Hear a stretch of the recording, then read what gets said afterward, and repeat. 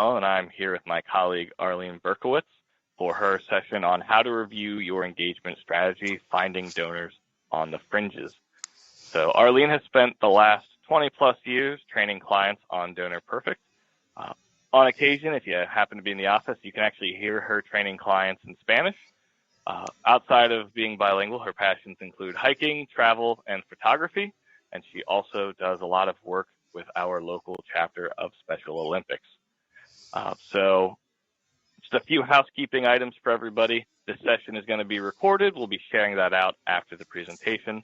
You can find your handouts at the bottom of the Details tab next to the live chat. And if you want to know any more information about the topics presented today, please check out the Q&A. We'll be putting a poll up there momentarily. Arlene, take it away. Thank you so much, Sean. Hello, everybody. Good afternoon. Maybe some of you good morning if you're on the West Coast. Hope that you had a chance to attend the session before me with Brian and Nathan. That was really some astounding facts and observations that they made, but also some encouraging thoughts that they left us with. So this session will tie in very nicely to their presentation because they did speak about how bringing back or reactivating donors who have already given to you is going to be less costly than trying to acquire new donors. So what we're going to do is find those donors who are on the fringes. They are literally at your fingertips, and you have the power to bring them back in. So Colleen Dillon attributes the top 3 reasons why donors drop out of giving. And they are due to relationship management issues, whether it's not being thanked for a previous gift or they're not being asked to donate again. Can you imagine that? They're actually waiting for you, hoping for you to prompt them to ask for another gift. Or maybe it's just lack of communication about the impact of their gift on your own organization's operations in general. So, of course, we don't want that to happen. So what can Donor Perfect do? What can you do to prevent these donors from lapsing? Or what do you do in the face of lapsing donors? So what we're going to learn in the rest of my presentation will be how to put on your communications calendar the time for reaching out to those lapsed donors. We'll define lapsed donors.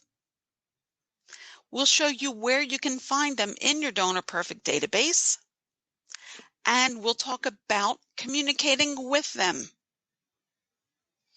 So, first of all, you all should have a communications calendar.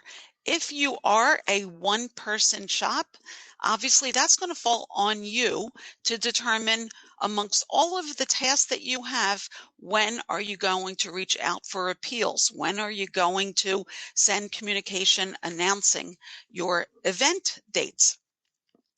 But it's recommended that you also make a special effort on the calendar to communicate with your lapsed donors.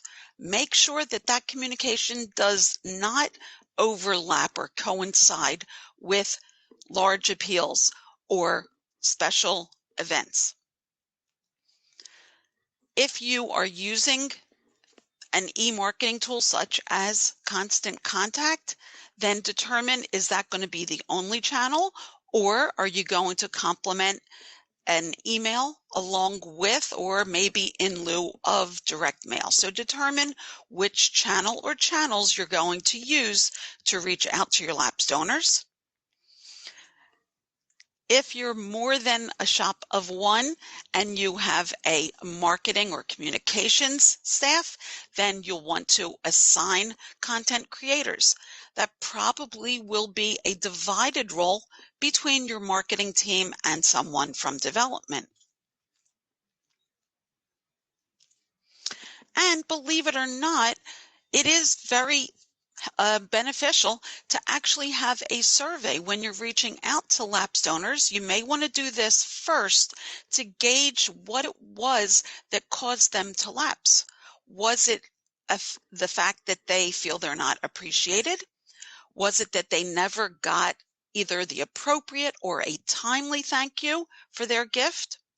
Maybe they felt that their effort wasn't really needed and you didn't reach out and ask them again. Maybe there was a lack of communication about how the funds will be used. And maybe there's something about your organization that turned them off. So a dissatisfaction in general about your organization. So if any of those apply, you definitely want to find out about it, measure that, and determine some of the leading causes for donors to lapse, and hopefully react and correct those perceived behaviors or opinions. So what is a lapsed donor? I think all of you can agree it is a donor who has given in the past, who has not given recently. But when we're looking at lapsed donors, some things to think about is, what is your definition? What is relevant to you? Is it the fact that a donor hasn't given in the last 12 months? Maybe it's 18 months, 36, 48. Obviously, these are multiples of 12 months, but that definition varies from organization to organization. And before you get into a lapsed donor appeal, do you have an interest in changing your message depending on the groups and where they fall in that last gift date? If yes, you want to change your message, then determine what are those groups. Is that going to be that the last gift was between 12 and 24 months? Another group could be 25 and 36, etc. So you feel free to have one or more segments. However, it's recommended that if it's your very first attempt at reaching out to lapsed donors, you may want to start with just one grouping and not segment as your initial effort. And while you may just be looking at the last gift of any kind, some of you might be interested in a more focused last gift. Specifically, maybe donors have come to events and they're always there willing to join the party and purchase tickets, but maybe the gift to your annual fund hasn't been in several years. So you can use with Donor Perfect, using the calculated fields feature, the ability to hone in on the last gift to a particular general ledger or maybe a particular campaign. So that brings us to, are we going to segment our lapsed donor appeal or not segment? Is the message going to be one identical message, or do you want to vary it based on the segments that I mentioned? If you do vary the message, you're going to need different filters, but what that will afford you is the ability to report on the effectiveness of those different messages. So how can we identify our lapsed donors in Donor Perfect? Well, we have lots of places to do that. Everyone has the financial reports folder within your report center. In that financial report folder, you'll find two reports we call affectionately the SciBunt and LIBunt reports. Those acronyms stand for some year but not this and last year but not this. Now, while the last year but not this is, I'll say, a more recent lapsed donor, be aware that a SciBunt report might produce donors on there who have passed away, who have not given in 15 years. For instance, if your database has been recording donations for the last 15, 20, 25 years. So frequently with the SciBunt report, you may want to use a filter to try and narrow down the last gift date. And you have, and it's probably mentioned already in this presentation, in our Conference, the Comprehensive Donor Revenue Analysis.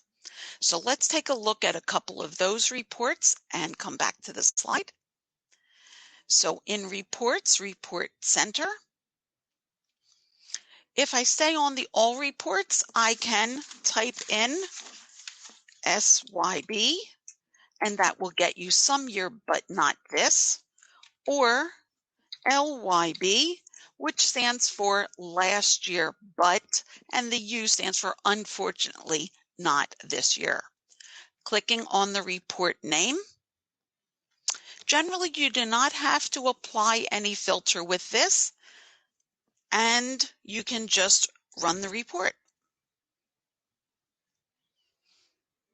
If your reports are set to use the fiscal year, then this will be run based on donors giving to your organization last fiscal year, but not this fiscal year.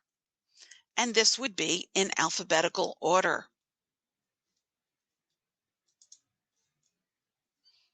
And then you have here at the bottom 247 donors who have not given this year yet, but they gave to you last year.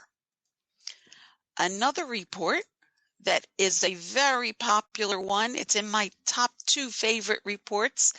In the financial reports, you'll find Comprehensive Donor Revenue Analysis. Now you can run it on today's date. You can also push it out to the end of the fiscal year. For those of you where your fiscal year begins July 1st, you might find this helpful to just push it out a few weeks because you're very close to the end of the fiscal year. And we put this on the screen. And here we see a few categories. You have active donors, meaning donors who have given in the period. We see the current fiscal year ending, prior year, and 2 years ago, all ending on the same June 30th. It has a section for retained donors, your new donors, reactivated. Those are donors who gave in the past, skipped the previous year, and then came back. And then the bottom section is relevant to this particular topic, attrition. This is the converse or the flip side of your retention.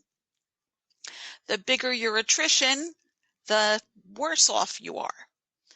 But this can then show you number of donors who gave this year and last year, number of donors who have been giving for the past 3 or more years, which is great. But the bad news here is the count of donors who gave last year but not this, and the number of donors who gave last year and in a prior year but did not give this year. And any place that you see a blue hyperlink, you can drill down to see who were the donors and get details about their giving. All right, outside of the financial report folder, you have the listings folder. That's the reports about your constituents, your donors. One of my favorite reports in that folder is the Constituent Summary, the name and contact info, and a few of the highlights about the donors giving. You also can use within the listings the export to file, where you can create an Excel spreadsheet with the fields of your choosing.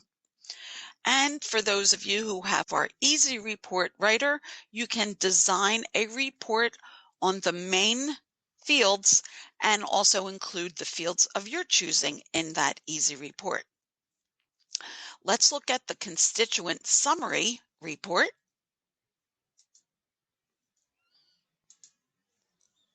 If it's not a favorite, by all means, make it a favorite. I'm going to click on that. And jumping ahead a little bit, because I'll be talking about filters on the next slide, but if I run this report as it relates to lapse donors, I'm going to apply a filter and I'm going to add a new filter so that on the main screen, whether it's visible or it's not visible, there is still a calculated field available for all of your donor records called last gift date. And in my database, I'm going to look for those donors whose last or most recent gift was on or prior to. And the way we're going to turn it into on or prior to is going to be the less than or equal to operator. And we can use the calendar or simply type 12/31/2021. And without any other criteria here, just click done and run my report to the screen. And here we have in alphabetical order those donors, and we see the date of their most recent gift, the amount of their most recent gift. Ooh, sorry about that. Fiscal year to date total, lifetime giving, and number of gifts. Now, I love this report, especially because this is going to have a very important role when we talk about special lapse donors. So simply either print this as is, or you can download this report to Excel or to Word or as a PDF. Again, that's found in Reports Report Center in your listings, and the name of the report is the Constituent Summary.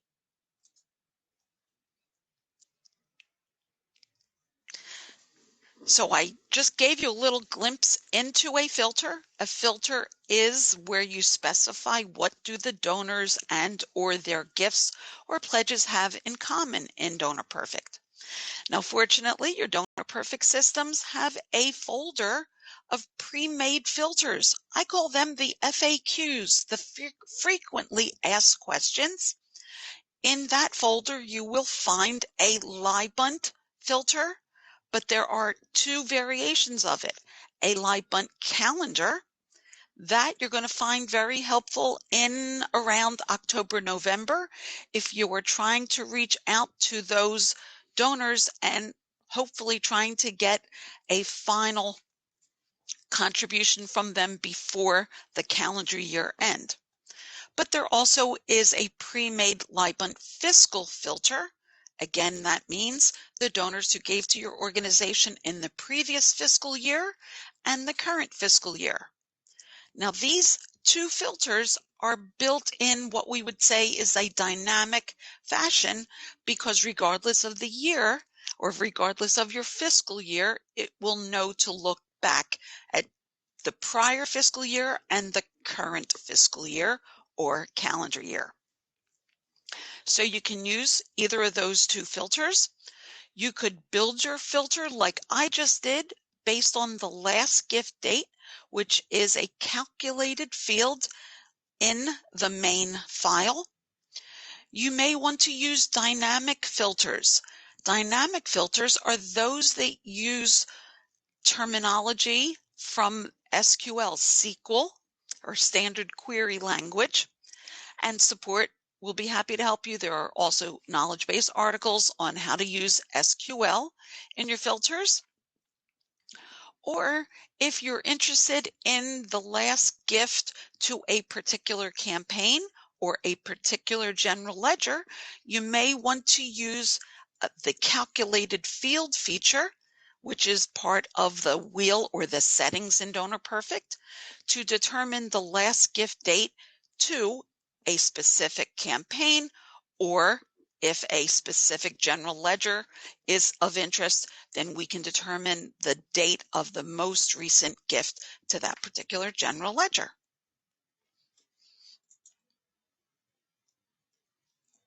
All right, so we have these filters. And as we know, getting any type of report or output out of DonorPerfect has two components.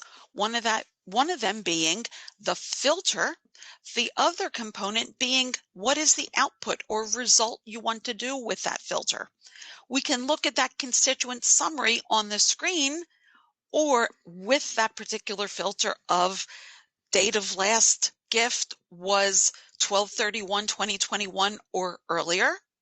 But we can use that filter also in a direct mail campaign. And if the fields are not there, you can update or edit your basic mailing export template and include two important fields: the last contrib date and last contrib amount are fields found in the main file. Those fields can then be inserted into a template of your choosing in Word so that those particular fields, if you want to use both or just one, so that the value in those fields can be inserted automatically into your mail merge. And reach out to support if you would like assistance with that. And another channel available is if you're using Constant Contact and the integration with Donor Perfect, you can build a dynamic list with any filter of your choosing as it relates to lapsed donors in this particular case. And you can have either of these fields or another calculated field, should you choose it, to be in the mapping of the fields to your Constant Contact templates. All right, so as I pointed out in that constituent summary, one of the columns it has is lifetime giving. Another column is number of gifts. And if you look at the results for your organization and specifically focus in on those two columns, you might find some, I'll say, surprising results. You might find in there that there are donors who had a considerable amount of giving in the past and they've fallen off the radar. Those would be donors that you want to keep close, right? And you probably don't want them to get the same canned message that the rest of your lapse donors are getting. So what do you want to do? You want to identify who in that list are those special donors. And you probably want a more personalized approach or outreach to them, such as having a telephone call. Maybe a telephone call would even prompt the donor to want to have a face-to-face meeting with you or a luncheon or something like that. Maybe the results of the survey were not something that you were counting on or expected, and you really want to delve into the results of that survey more deeply with a lapsed major donor. So by putting something in terms of an interaction or a future touch with that lapsed donor, putting that appointment on your contact screen, you can always make sure to be on top of your appointments. You can put that contact transaction in your calendar, if it's Google Calendar, Outlook, Yahoo Calendar, because your Donor Perfect gives you the ability to sync with one of those calendar programs. And when you log in to Donor Perfect on the home page, you'll find a section that says Scheduled Donor Outreach, and it will show you anything that's overdue, due today, or it's due in the next 7 days, just like we show here. So let's take a look at that. And we see Margaret Avery. Her lifetime giving was almost $16,000 here, but we haven't heard from her in 2022 or for almost the half of 2023. So the report here has a drill down. I can click in Margaret's record and I'm brought to her main screen. The contact screen is where your communications, be they mailings, emails, and personal interactions, are recorded. And we can add a contact here to say that maybe on Thursday after the conference, we're going to reach out to Margaret at a particular time of day, maybe 2 p.m. works. The activity, we're going to start with a telephone call, and who knows where it will go from there. And the assigned to, you're going to find your name or the login that you use to your Donor Perfect system and assign it to yourself. In the contact notes, you may want to put a reminder, major lapsed donor who has not given since 12 of 2021. All right, we're going to hopefully find the reasons or invite her to have a face-to-face meeting to explore, and hopefully at some point there will be an ask in the interaction. I'm going to save that transaction on my contact screen, and notice that I have this icon, looks like a page of a calendar. When I click on it, that gives you the ability to put this appointment in your iCalendar on an Apple device, in your Google Calendar, Outlook, Office 365, or Yahoo. And the first time you click on it, it will ask for your password to gain access into your calendar. And I intentionally made this an appointment to happen in the next few days to illustrate that because it's assigned to me, when I go to the home page, I'll find this scheduled donor outreach section. I see a call that I needed to make to Amanda, so I'll do that hopefully at the end of the day today. And I also have one or more touches that need to be made in the next 7 days. I open that up, I see Margaret Avery, and I'm going to be sending a grant LOI to Hugh Jackman. Excellent, excellent. I will jump on that right after I call Margaret.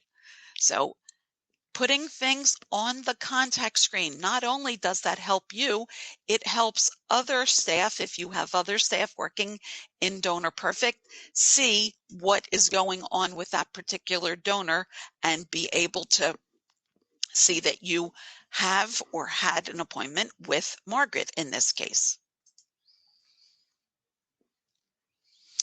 All right, so that contact screen, as I mentioned, is for tracking communications.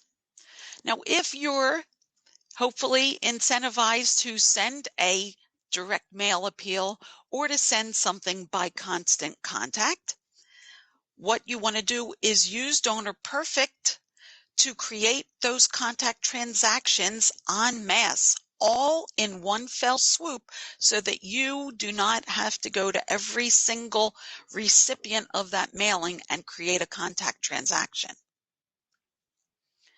When you're using the mail merge feature or from export to file, there's a checkbox allowing you to update the contact manager when you're creating the file. If you're using the integration between Donor Perfect and Constant Contact, then you want to be able to check the fact that on the integration settings, it should be creating a contact record.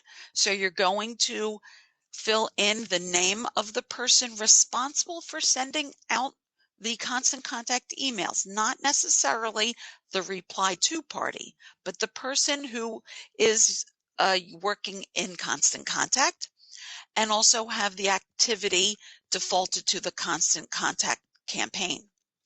Let me just show you in terms of the update contact manager.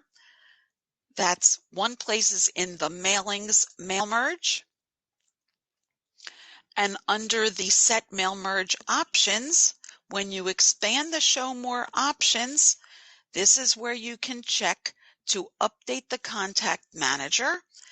And you would add a code of the Lapse Donor Appeal 2023, and this is where you would find it.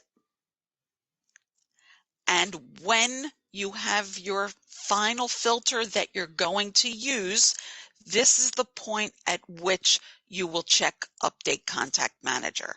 But I wanted to point out that that's where it is available under Mailings Mail Merge in your Donor Perfect system.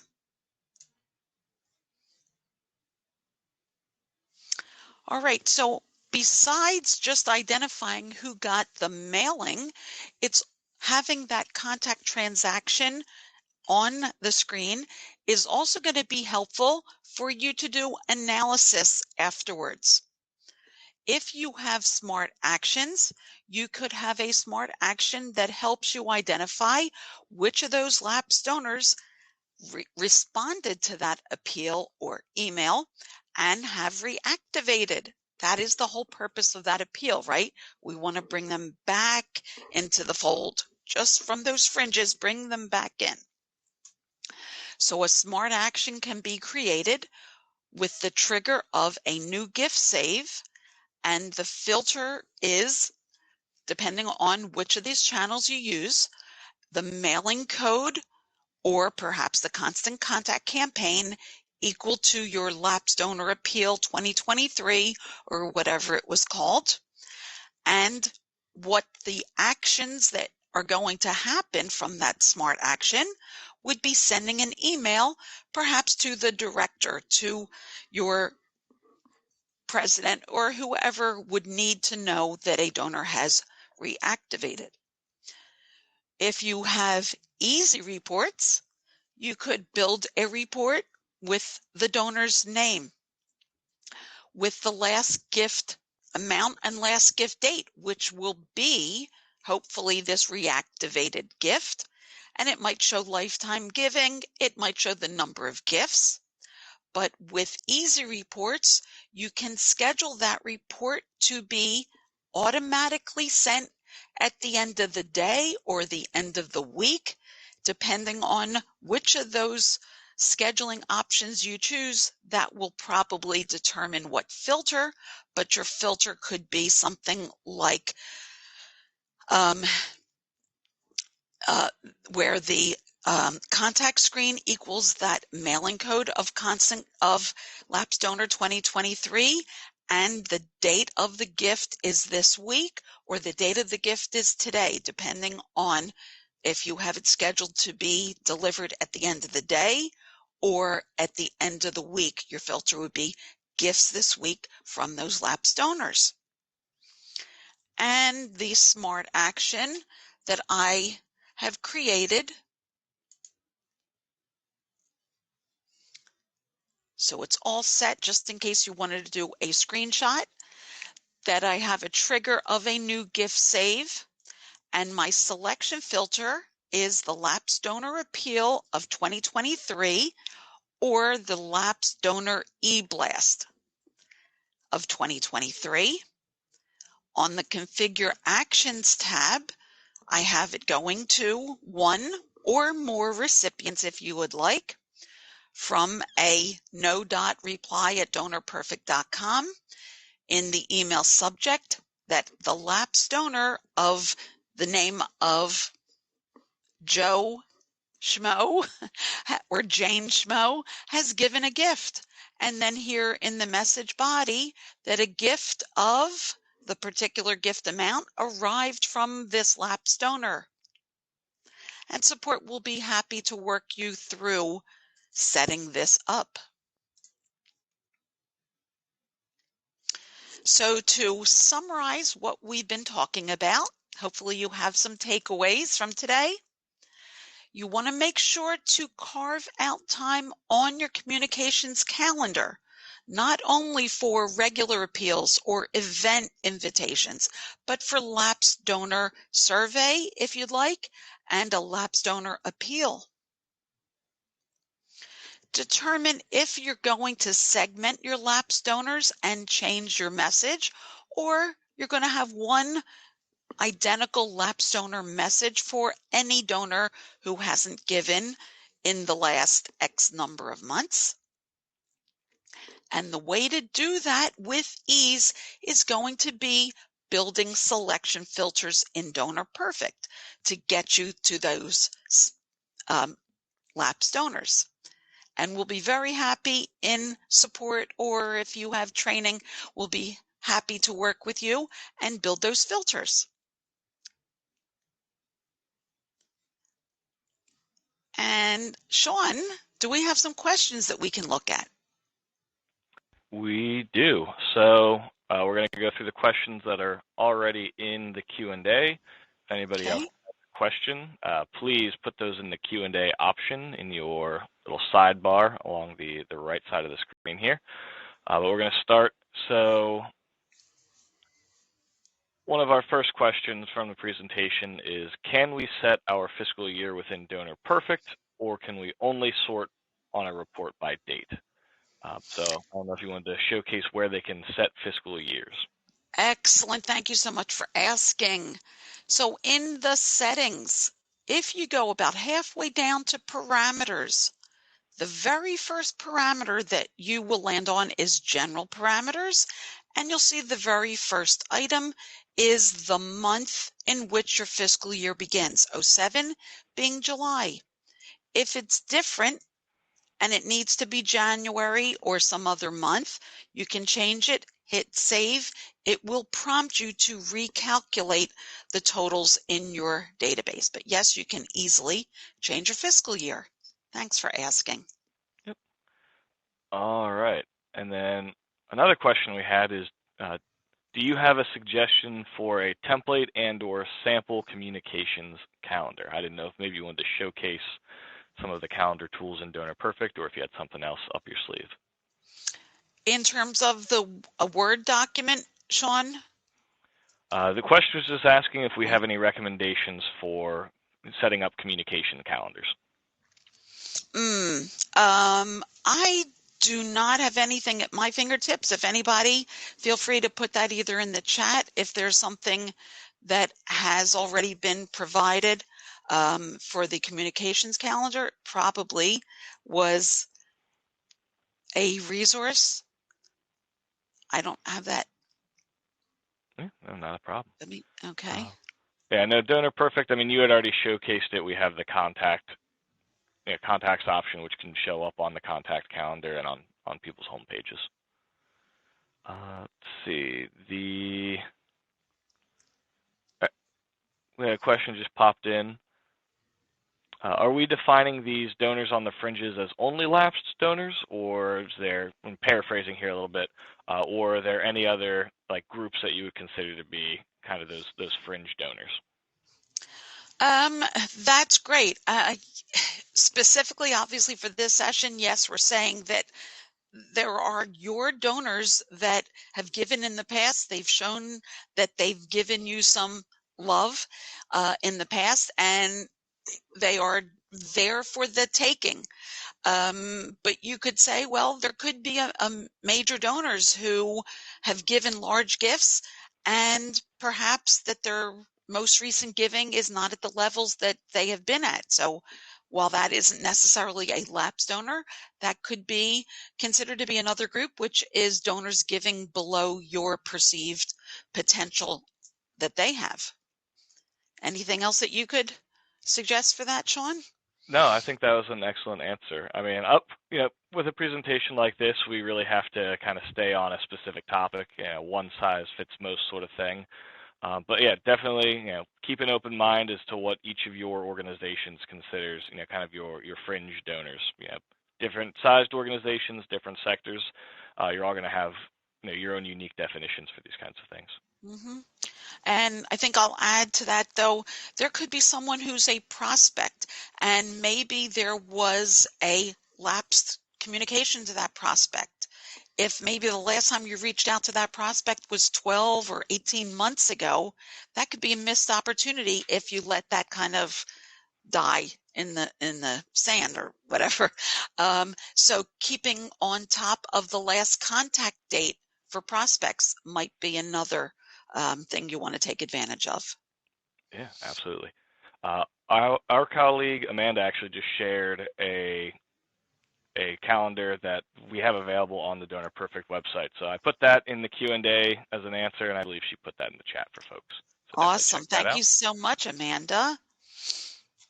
Do we have any survey templates specifically for lapsed donors? No, there is not, but hopefully those, so this is the link. This is what the fundraising calendar looks like. Okay. In terms of the communications, either the survey or an appeal, we don't have any specific templates for you, but that's where I would suggest reaching out to your marketing team and see how they can help you designing that content and making it a collaborative effort. Yeah, sounds good. All right, so here's a good question. Is there a specific time period that you would consider to be past due to reach out to a lapsed donor? Or I guess another way to think of it is, how lapsed is too lapsed, if there is even such a thing? Yeah, that's an amazing question. I would actually like to see a study. Whether Brian and Nathan could probably chime in on this if they were on this call. I would imagine that you're going to have diminishing returns. The longer that lapse period is, the less successful in terms of number of returns and potentially value of the returns you're going to get. So kind of strike while the iron is hot, to quote that. You're probably going to get a higher return from those who are more recently lapsed, i.e. your 12 to 18 months.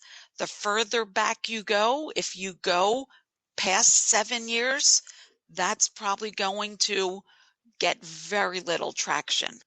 So I don't think that there is any one period. That might be something, and I don't know if anybody wants to put their thoughts in the chat. I personally would probably not go much beyond 3 to 4 years. No, I tend to agree. When I'm working with clients of my own, I usually say, man, that 1 to 3 years is probably going to really be the sweet spot for most organizations. Mm-hmm. All right, looking through to see what else we've got. I know there was a question folks were asking how they can get in touch with, I mean, they said you, Arlene. I don't know if they meant, if they're talking about training in general, but that information is shared on many of our slide decks. You can always reach out to the training team for that.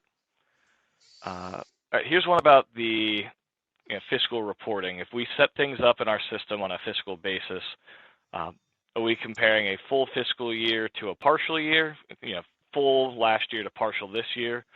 Or is there a way that we can set up a report to only look at specific parts of last year compared to parts of this year? Okay. I'm going to take this, I'll say, out of the lapsed donor realm. And 2 reports come to mind. One would be the gift comparison by time period, and going with the fiscal year beginning in July and ending June 30th of 2023. We could use this to split by year, so you're going to have 2 full fiscal years beside each other. I'm going to remove any filter, and in this case, segment or subtotal by the general ledger if you're using that field. Now, in this case, we see 2 full fiscal years side by side. Another report that comes to mind is called the income analysis. And on a fiscal basis, what's great about this report is that it looks at the year to date as of whatever this cutoff date is and compares it to the prior fiscal year as of that same cutoff date. So where you have year to date, this will compare it to the same June 6th in 2022 into the fiscal year, which is, let's say, 340 days or something like that. So this is great for year-to-date comparison to the prior year-to-date comparison. I think that's a great report. I've been here for 6 years, and every now and then I still learn about like a report that I'm sure somebody showed me a while ago that just didn't come up. So it's always nice to learn about something outside of export to file, and I Right, love the right. comprehensive, but it's good to learn about the different report options. So thank you for showing us. So many Uh, gems in the financial reports. You got it. yeah. To circle back to the question about how lapsed is too lapsed, there is some feedback that I wanted to share. So one person in the audience said that they've heard that you should treat somebody as a new donor if they've been lapsed for more than 3 years, kind of just fresh start. And somebody else recommended with COVID, the 1 to 3 years, we may want to be a little more generous and stretch it out to 5 years as far as kind of our lapsed grace period, given that a lot of people were dealing with Hmm. financial hardships. Let's see, what else do we have? And Joanna asked about the name of the report. It's in financial reports. It's income analysis with gift splits. Presumably you want the fiscal version. Yeah. Okay. We have a request if you could just show off the smart action that you created again, just so that way they can see an example of that. Certainly, certainly. So from the wheel, smart actions. If this is a feature that you want to learn more about, if it's not included in your plan, please reach out to your account manager. But I created a smart action which involves a trigger and one or more actions that happen as a result. So this trigger I've chosen as a new gift save if the gifts are manually entered or downloaded from online forms. I give it a name. I can expand on that name in the comments if I want to. I use a filter so it knows which new gifts that are being saved should activate these actions, so to speak.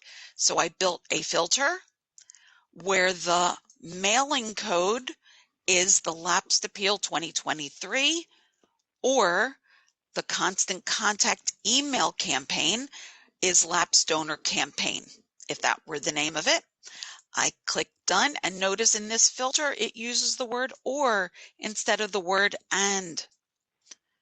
I click done. Make sure you give the filter a name which will save that filter. Make sure it's active and that it's running after data imports. You'll then save the trigger side of this smart action to go to the configure actions. And you could have a pop-up message telling the user who was entering the gift that this is a gift from a lapsed donor, and also have an automated email that will go out every time a gift is saved that meets that filter. Put in one or more recipients separated by a comma, a from email. The subject can just say lapse donor has reactivated, but you can use the insert merge field button to insert, in this case, 2 fields from Donor Perfect. And the message, a gift of however much money was in the gift that is part of that trigger, has arrived from this lapsed donor. Feel free to expand on that body with additional text. You could, if you want, to also create a contact transaction so that your development director reaches out and calls the donor to thank them for reactivating. Feel free if you wanted to include that. Okay. Yeah, that was fantastic. Well, I don't see any other questions in the Q&A, and I didn't see anything pop up in the live chat. So if we did miss your question, we apologize. You can always reach out to our support team, or if you do have training time, please schedule a session with your trainer. We can talk with you about that one-on-one. But we are right up against the end of our session here. So I want to say thank you to Arlene.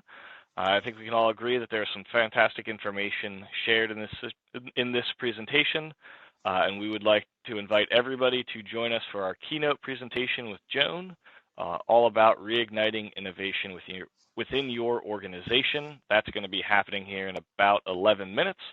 That's our final presentation for the day, but we'll have everybody back at it tomorrow morning with more great content at 10:30 Eastern.